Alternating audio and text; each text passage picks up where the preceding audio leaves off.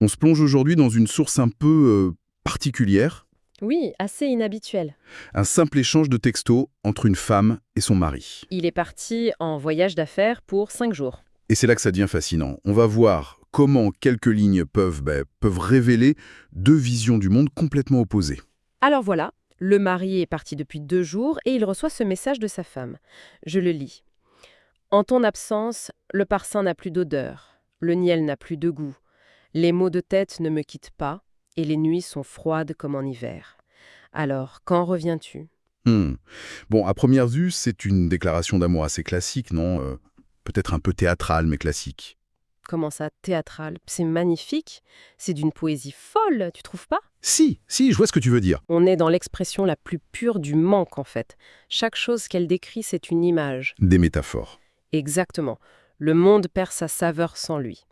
C'est un procédé qu'on retrouve depuis des siècles dans le langage amoureux. Donc les mots de tête, les nuits froides, c'est pas littéral. Bah non, évidemment. Les nuits froides, c'est pas une question de chauffage, c'est le vide affectif.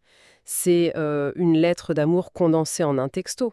Ça aurait pu être écrit au 19e siècle, quoi. Sauf que voilà, on n'est pas au 19e siècle, et le mari, lui, il l'a pas reçu par pigeon voyageur. Non, c'est sûr. Et sa réponse, elle est beaucoup plus ancrée dans notre époque. Ah oui, on peut le dire. Il répond juste ça.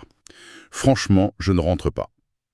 Ce sont les symptômes du corona. La douche froide. Ah, complètement. C'est terrible pour elle, non? Elle lui envoie de la poésie pure et lui, il répond avec un diagnostic de l'OMS. Mais on peut le comprendre.